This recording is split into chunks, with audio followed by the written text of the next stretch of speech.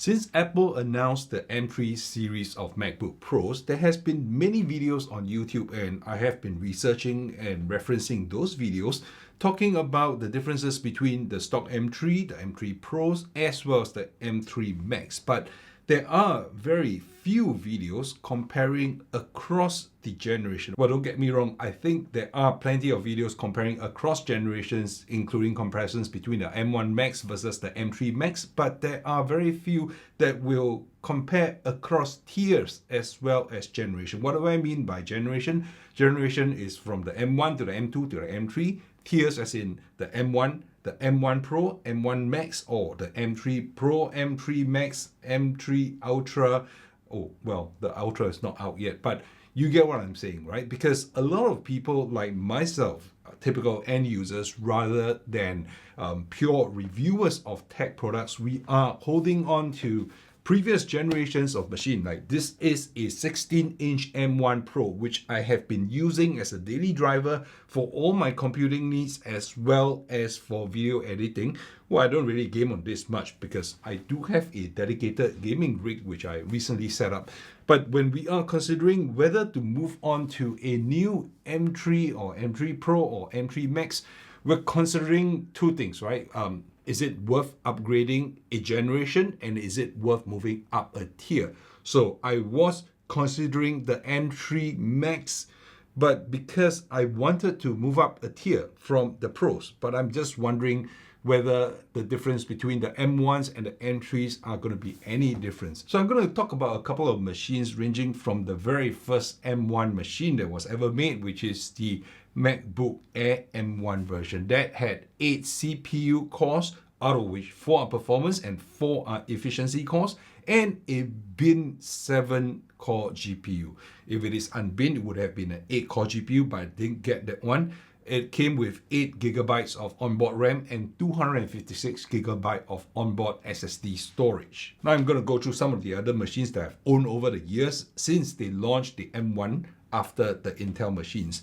So I've had the Mac Mini, which is also an M1 that came with an unbinned GPU. So it's an 8 CPU core and an 8 GPU core.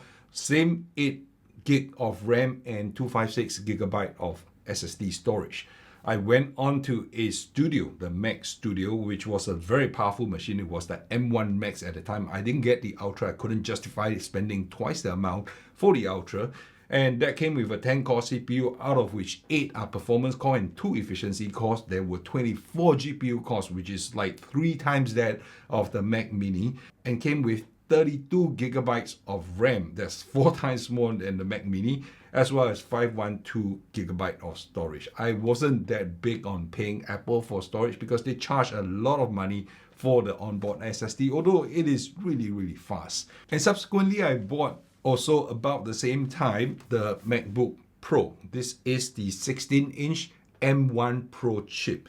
And I couldn't really tell the difference between the M1 Pro and the M1 Max at that time for my particular use case, which is video editing, right? Maybe they didn't and have not optimized the whole code for Final Cut Pro at that point in time.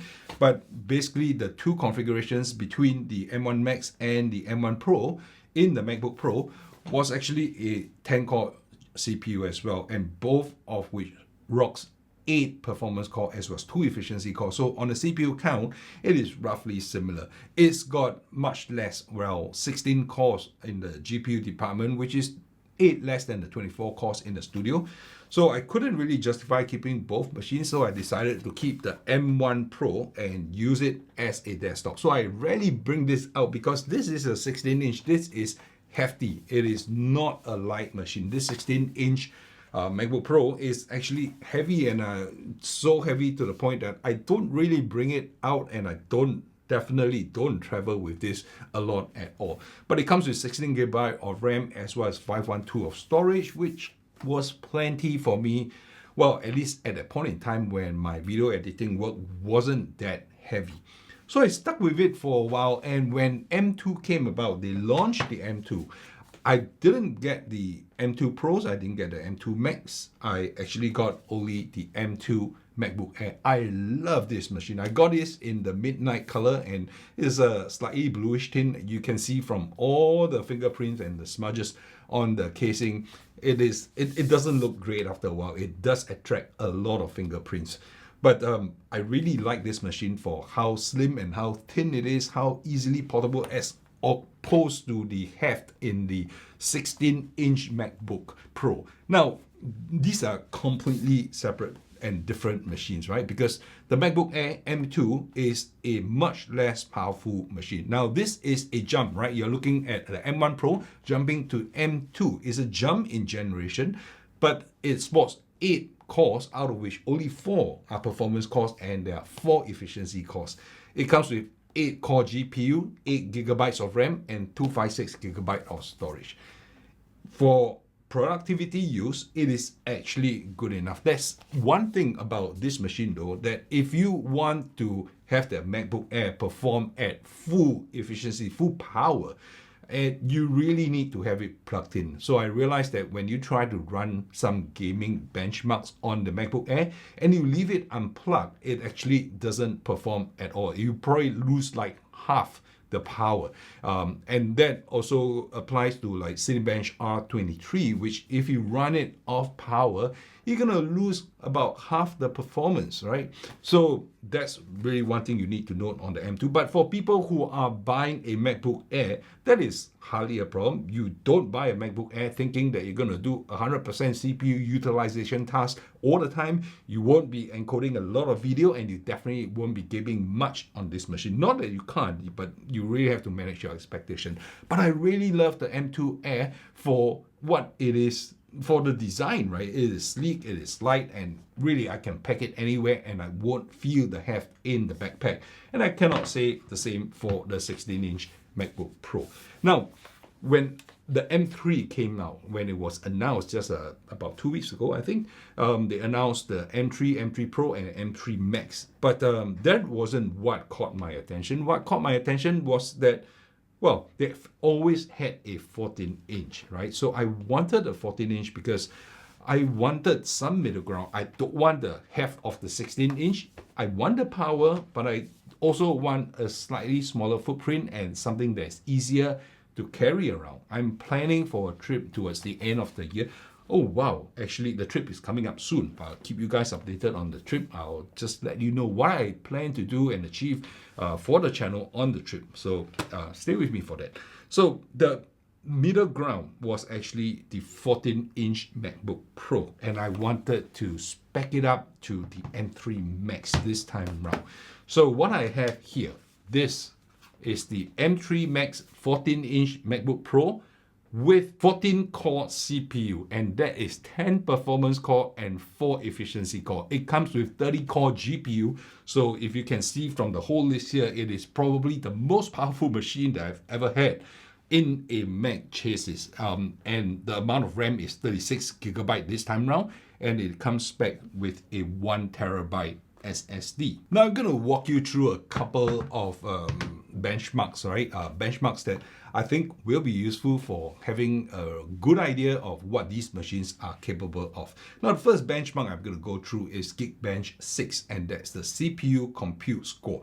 Now, when it comes to Geekbench 6, it doesn't actually push the CPU to its limits. It actually simulates a series of productivity tasks, or rather CPU intensive tasks that we do on a daily basis. So it won't actually push it to 100%. For that purpose, we have Cinebench R23. I'll talk about that in just a little bit. So I have simplified the graph just a little bit. I don't like to overcomplicate things. So for the M1 Pro, which is the 16-inch M1 Pro that we have here, I'm talking about M1, M2, then M3, right? So the M1 Pro single core speed is about 2000. There are slight differences here and there. I rounded it off because you won't be able to tell the difference between 2003 and 2008, and just trust me on that, all right? But for the multi-core score, you are looking at 12,000 for the M1 Pro in the 16-inch MacBook Pro. For the MacBook Air, it actually manages to push the single core speed right to about 3,000, and you have a multi-core score of 10,000. So just a little bit slower than the M1 Pro, and you're paying a lot less money for this guy. So jumping one generation does bring about some of these benefits, but of course in pure performance, outright performance, you're still not going to get close to the M1 Pro, it being a bigger die, bigger CPU, and overall a much more powerful package. Now when it comes to the M3 Max, which is this machine that we're talking about here, well, single core speed is a little bit higher. You can see the slight differences. I rounded it off, but the graph is still accurate. It's 3,000 for single core, and for multi-core, it hits 19,000. Now, for comparison, I actually did the same Geekbench 6 CPU compute score on an AMD machine coupled with an NVIDIA 4070 Founders Edition card. It comes with 2 terabytes of SSD as well as 32 gigs of DDR5 RAM. So it is a pretty well-spec and capable machine. Let's just show it over. Yep, that's the one. All right, it is a pretty capable and well-spec machine. I wouldn't deny that, but of course it's a desktop CPU, so you do need your monitor, your keyboard, your mouse, and it's hardly going to be portable, right? You're not going to get the same amount of portability. But for single compute score, the AMD chip is a 7600X, right? I have not tuned it much. I didn't overclock anything. It comes out to about 3,000 in the single core compute score, and you get 13,000 on the multi-core configuration. Now, it is nowhere close. I cannot imagine how a machine that is this slim, that fits into a form factor of a MacBook Pro, will actually score 19,000 and outstripping the score from the AMD chip that is running off a 800 watt power supply. So I mean, I'm seriously impressed with what Apple is doing with the M series of processors. Now, as I've mentioned, just bear in mind that these are simulated productivity stuff, so it doesn't push the CPU to its limits. Right, so next on the Geekbench 6 GPU scoring. Now, the Geekbench 6 GPU scoring, again, it tests the whole graphical performance, the GPU performance on each of this machine in common related, graphics related stuff, right? So for the M1 Pro, you're clocking in at 68,000 for Metal, and Metal is exclusive to Mac devices. So the AMD, NVIDIA, they won't have the Metal score. So maybe if you want to compare across from the Macs to the Intel or the AMD machines, you actually have to use the OpenCL score. So the OpenCL score is in red, Metal score is in yellow. So for the MacBook Pro, you will see that it scores 68,000 and 42,000 respectively for Metal and OpenCL. When you move to the M2 Air, as expected, it would drop the score because you have half the number of GPU cores in this machine here. So the M2 Air clocks in at 33K on the Metal and OpenCL at 24,000. So it is quite a bit way off and less powerful than the M1 Pro.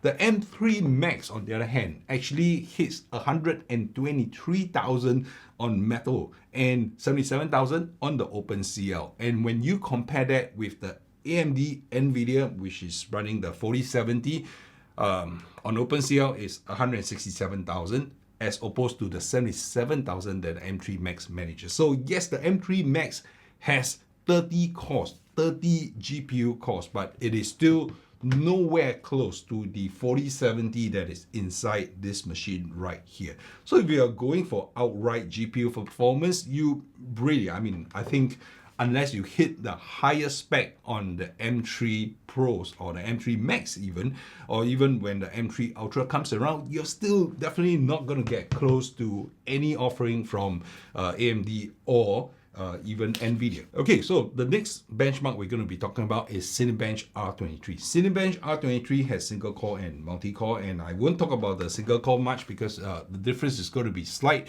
But the multi-core performance will actually differ significantly. So for the M1 Pro, you're looking at 12,000. And note that Cinebench R23 pushes the CPU to 100% utilization all throughout the whole test, right? And you have to bear in mind that it will force your GPU or your CPU rather to throttle the moment it overheats. So that is where the M2 Air is going to suffer a little bit. Now, I mentioned for the M2 Air, it hits 8,000 when it's plugged in. And it is for single run, right? These are all single runs. I'm not testing for stability. I'm just testing for pure outright speed. The moment you plug out the power supply from the MacBook Air, you're going to have the score half to about 4,000. So all the benchmarks, the Cinebench R23 benchmarks that you see out there that are running off power, and if you have set the power saving mode, it will run at about half the speed. So that's something that you probably have to take note of. Now, for M2 Air, clocking in at 8,000 as opposed to 12,000 on the M1 Pro is actually pretty respectable for something that is this small, and it is fanless. There is no active cooling in the MacBook Air. The machine runs completely silent, and it only depends on passive cooling. Now, the interesting part is when you get to the M3 Max. Okay, this is the M3 Max. Now, the M3 Max actually clocks in at 21,000 on the multi-core score for Cinebench R23. Now, when I set up this machine here, this is the AMD with the Founders Edition 4070. I was testing it. It runs with a AMD 7600X CPU. Middle of the ground offering is a mass offering. It is not the fastest GPU you can get, but it still costs a pretty penny, right? It's clocking in at maybe max out of 15,000 or so. I have dropped as low as 14,000 if the cooling is not perfect and if I set the fan speed low. But that guy is going to scream hell, right, when it's being pushed to the limit at 100% CPU utilization. The fans are going to be loud in order to hit this performance of 15,000. And still, it is nowhere close to what you're managing on a machine that is this size, which is the M3 Max. The M3 Max, I mean, really, is so small, it runs almost silent for a single run on the Cinebench R23 and still returns a very respectable score of 21,000 on Cinebench R23. Now, the next I'm going to talk about is the SSD write speed. So I'm using Blackmagic this speed test, and there are two parameters you look at. One is read speed and one is write speed. Now, for the M1 Pro, it is managing at 5,000 megabytes per second on the read speed and hitting up to 7,000 on the write speed. So again, very fast SSD on the Pro machines here. The MacBook Air, right, the M2 Air, actually is clocking only about 2,000 read and write. Also slightly slower read, but well, for most intents and purposes, unless you're copying large files all the time, this shouldn't actually matter much.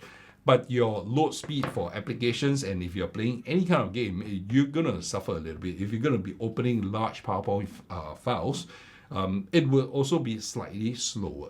Now, for the M3 Max, now this is incredible, right? We are still looking at a very fast machine with read speed of 5,000 megabytes per second and write speed of 7,000 megabytes per second. So quite on par with the M1 Pro. So if you're going to be looking at whether you want to move from the M1s to the M3s because of SSD write speed, not a consideration. The AMD and the NVIDIA 4070 right there, it is spec'd with a Gen 4 SSD, which is plenty fast, and that's probably about as fast as you can get today. There are Gen 5 SSD today, but it's not commonly available, and the motherboards, not many will support the Gen 5 SSD. Now that clocks in at about 6,000 read and write, 6,000 megabytes per second read and write. So middle of the ground there, somewhere between the 5,000 read for the Max and the 7,000 writes for the Max. So I would say pretty even footing. Exception is the M2 Air, which probably doesn't use as fast an SSD, or rather the configuration. They actually, for the 256 configuration, they halve the speed because they are not using both drives and dual channel format. So next up, we'll be talking about the Tomb Raider. Now, Tomb Raider, Shadow of the Tomb Raider is a game that I haven't been playing for a while, but I kept it around because I thought it was a good benchmark to use. So they do have a benchmark inside. You can set all the different resolutions. Now, on screen, you'll see two sets of results. One is standardized at 1920 times 1200 pixels. So that gives you about 2.3 million pixels to push around. Now, why did I standardize it? So that it is easy to compute the graphical performance between the machines. So the pink bars there, the M1 Pro will manage 46 frames per second. The M2 Air will manage only 26 frames per second. Is it still playable? Yeah, it is. Oh, now bear in mind that this is the highest setting. So if you reduce the settings a little bit, yes, you can probably get more frames out of the M2 Air as well. Now the M3 Max is actually the amazing one, right? It clocks in at 96 frames per second at the 1920 by 1200 resolution. It is pretty amazing. But of course, it won't beat a dedicated GPU, the 4070 in the machine, in the AMD machine there, because that gives you 192 frames per second. Very, very fast. It's mind-blowingly fast. You don't even need to hit the 4080 or 4090 to get that kind of performance. Now, in Cyan, you have the native resolution. So the native resolution is going to differ from the different machines because let's talk about the M1 Pro first. So this is a 16-inch. It is actually a very high resolution screen right inside here. I think it pushes close to 8 million pixels. I can't remember the exact. I'll probably put it on screen somewhere if I can find it. But on native resolution, this machine here, the M1 Pro, 16-inch is going to run at 17 frames per second. Not ideal because it's trying to push so many pixels on the screen, on the large screen. And the M2 Air, well, surprisingly, it clocks in at about the same because it has a much fewer pixels to push, right, on the M2 Air because the screen is only 2560 by 1600 pixels. So not as many pixels to push as the M1 Pro. Now the M3 Max, all right, this is 47 frames at native resolution. Granted, the resolution on the 14-inch isn't as high as the 16-inch, but you are looking at 47 frames. 47 frames is actually very, very playable still, and that is still at the highest setting. If you want to achieve a full 60 frames per second, drop the settings a little bit. If you want to achieve 120, it is still possible because this has a ProMotion display right here. It's an XDR display. Very, very nice, very, very sharp. Now, it still won't beat the AMD running the NVIDIA 4070. So, you know, you're seeing the trend, right? If you are trying to do any GPU intensive stuff, you're trying to do any form of gaming, however heavy, however light, none of these MacBooks are going to perform as well as a dedicated desktop machine from Intel or AMD running AMD or NVIDIA graphics card. And what I have here is 122 frames. And why did it drop? Because I'm pushing an ultra wide monitor. So this is a 3440 by 1440p monitor. Now this amount of real estate on screen, you are looking at I think 6 or 7 million pixels. So it pushes a lot more than 1920 by 1200. So it still comes in at 122 hertz. The monitor here is 144 hertz monitor. So pretty good, right? It will still definitely perform very well. So there's one benchmark that I don't hear people talk a lot about, or rather they may not put it into graphs, and that is price, right? I put the USD and the SGD here, Singapore dollars, US dollars and Singapore dollars, and these are launch prices, right? So you have the M1 Pro. This is the 16-inch MacBook Pro, and it clocks in, base model comes in at 2,500 US dollars. Translate, which I bought actually at about 3,700 Singapore dollars. The M2 Air is really quite a bargain at 1,200 US dollars and 1,600 Singapore dollars. And when I bought this, it wasn't that much of a consideration already because it's not that expensive a machine. But the M3 Max, it really took me a while to decide to get this because it is 3,200 US dollars, and it translates, or rather on Apple Store Singapore, they're selling this machine for $4,700. That is a ridiculous amount of money for a laptop with this kind of performance. But it is really beautiful and it has a great screen.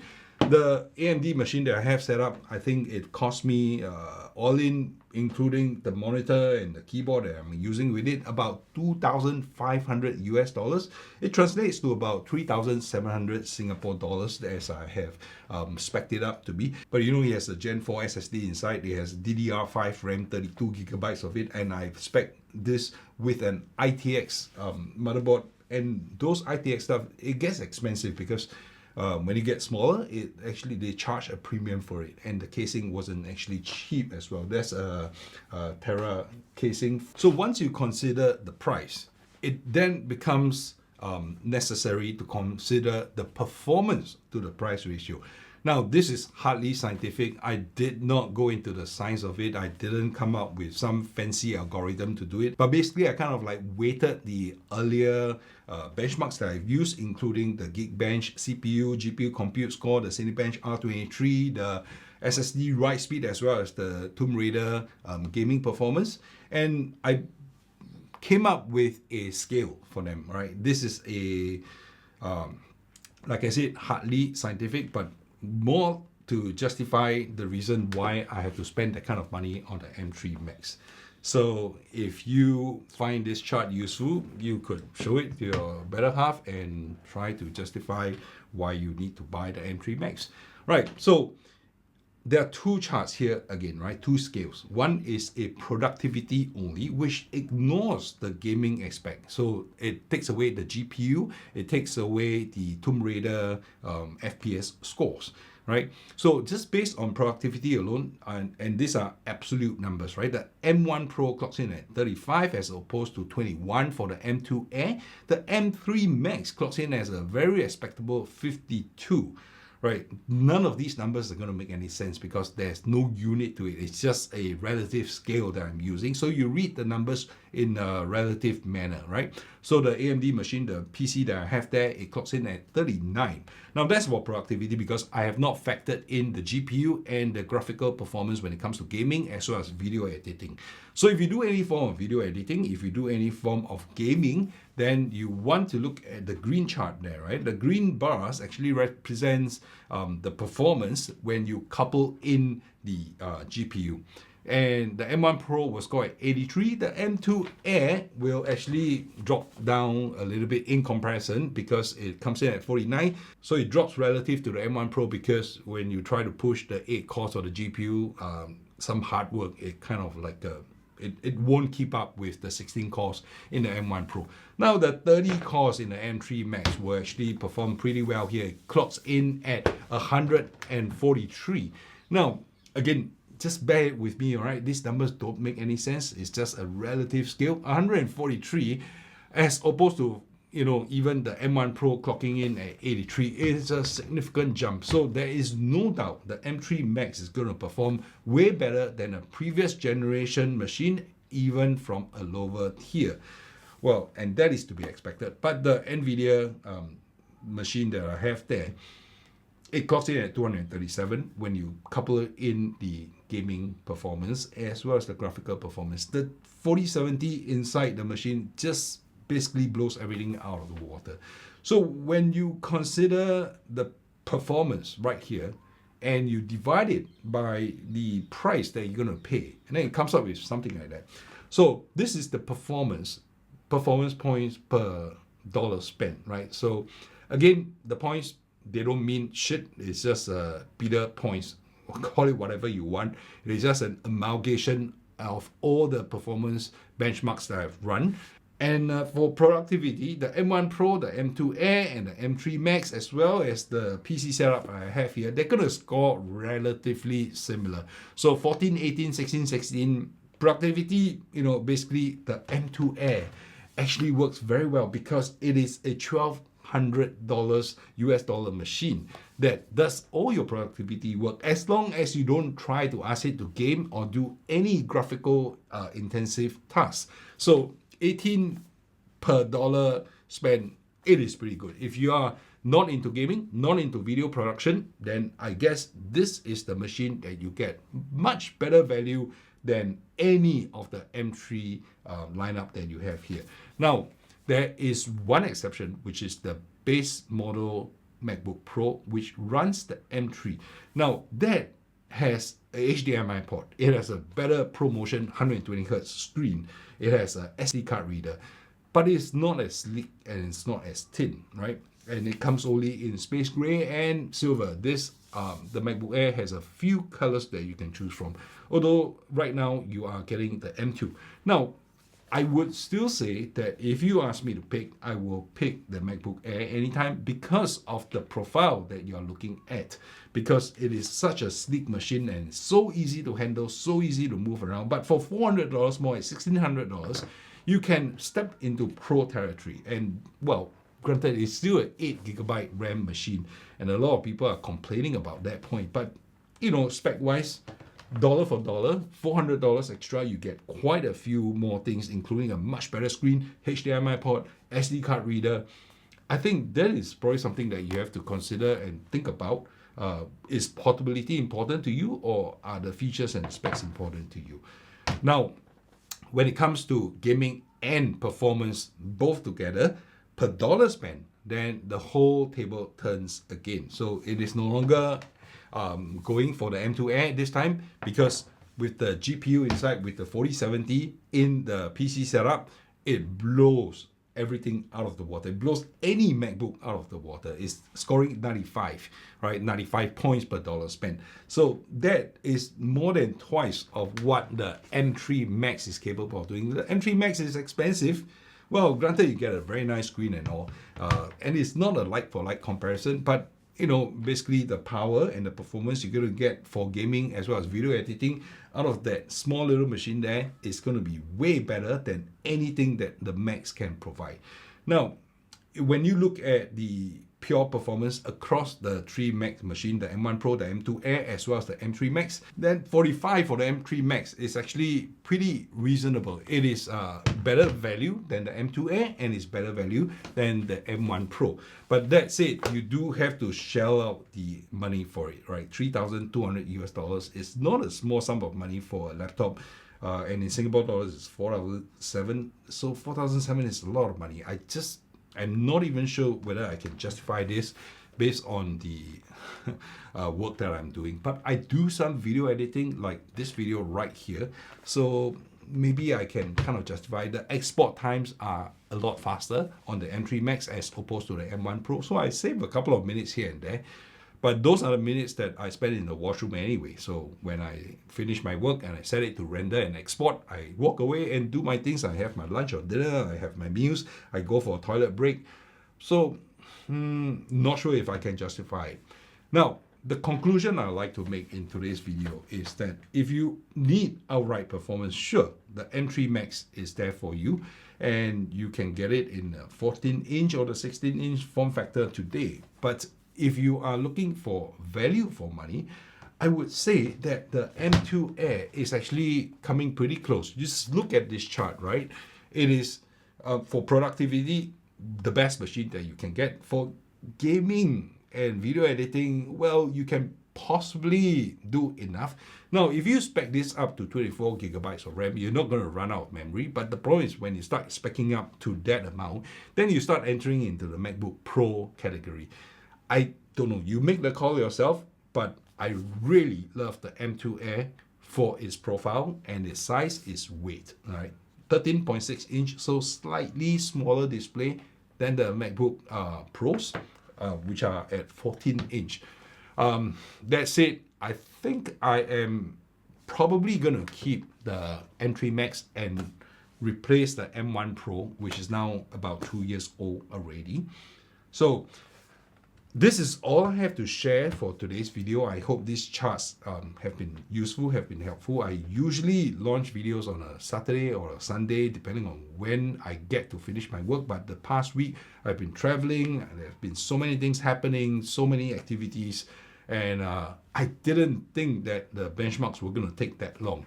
Now, on this channel, I usually talk about audio products, but tech is my love, tech is my interest, and I really love to talk about tech. So when it comes to machines, and you can see from all the things that I have at home, anything that runs on electricity, that's up my alley. And I had quite a lot of fun doing this video. I hope it has been useful to you. If it has, let me know in the comment section down below, or you want me to stick to audio. Now, if this video is attracting you to this channel for the first time, let me know if you like my style of reviewing tech products, and maybe I'll try to venture a little bit more into non-audio stuff. Okay, and I'll see you in the next video, should you still be hanging around. Meanwhile, stay subscribed, stay healthy, and I'll see you very soon.